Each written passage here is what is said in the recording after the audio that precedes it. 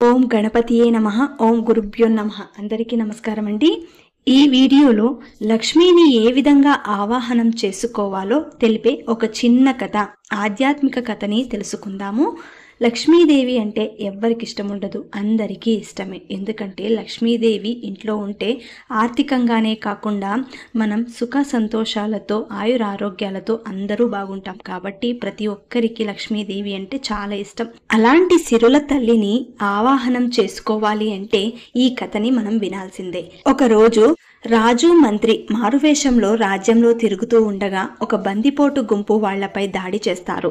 రాజు మంత్రి వాళ్లతో ప్రతిఘటిస్తూ ఉంటారు. అటువైపుగా వెళుతున్న రుద్రసేనుడు అది చూసి తన వంతు సాయం చేస్తాడు. దానికి మారువేషంలో ఉన్న రాజు మెచ్చి నీకు ఏం బహుమానం కావాలో కోరుకో అని అంటాడు. కానీ రుద్రసేనుడు తమరు ఆపదలో ఉంటే కాపాడానే గాని ఏదో ఆశించి మాత్రం కాదు అని విరోచితంగా అంటాడు. దానికి రాజు సంతోషించి నీకు ఎప్పుడు ఏ సాయం కావాలన్నా తనని కోరమని చెప్పి వెళ్ళిపోతాడు.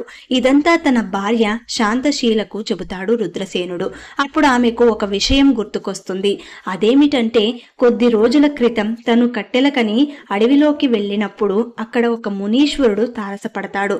ఆ మునీశ్వరుడు తల్లి ఒక విషయం చెబుతాను, శ్రద్ధగా విను. లోకమంతా చీకటిగా, అది కూడా శుక్రవారం రోజు ఎవరి ఇంట్లోనూ దీపం లేకుండా ఉండి ఇంట్లో మాత్రం దీపం పెట్టి గుమ్మానికి అడ్డంగా కూర్చో. అప్పుడు చీకటిని భరించలేక నల్లని చీర ధరించిన ఒక ఆమె నీ ఇంట్లో నుంచి వెళ్ళటానికి ప్రయత్నిస్తుంది. అప్పుడు నువ్వు ఆమెని అడ్డగించి బయట వెళ్లితే లోపలికి రాకూడదని షరత్తు విధించు. అప్పుడు ఆమె నేను లోపల ఉండే ఈ వెలుగుని భరించలేను, చీకటిలోకి వెళ్ళిపోతానంటుంది. ఇంకొక ఆమె పట్టు పీతాంబరాలతో దగదగా మెరిసే నగలతో ఇంట్లోకి ప్రవేశించడానికి ప్రయత్నిస్తుంది. ఆమెని కూడా అడ్డగించి లోపలికి వెళితే బయటకు వెళ్ళకూడదు అని షరతు విధించు. ఆమె అప్పుడు బయటికి చీకటిని భరించలేను, లోపలికి వెళ్ళిపోతానంటుంది.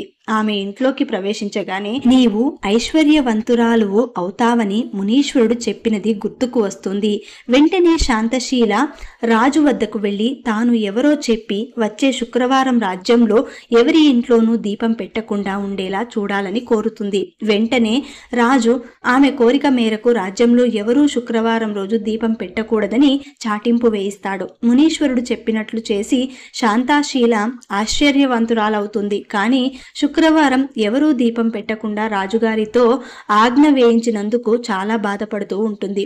అప్పుడు లక్ష్మీదేవిని ప్రార్థించగా లక్ష్మీదేవి ప్రసన్నురాలై ఇకపై ప్రతి శుక్రవారం సంధ్యా సమయంలో దీపం పెడతారో వారందరి ఇళ్లకు నేను వస్తాను అని వరం ప్రసాదిస్తుంది. ఎవరైతే ప్రతి శుక్రవారం సంధ్యా సమయంలో తప్పకుండా దీపం వెలిగిస్తారో వారందరూ కూడా శ్రీ మహాలక్ష్మి కరుణా కటాక్షానికి పాత్రులవుతారు అని తెలిపే ఈ చిన్న కథ మీ అందరికీ నచ్చినట్లయితే మీ ఫ్రెండ్స్ అండ్ ఫ్యామిలీస్ కి షేర్ చేయండి.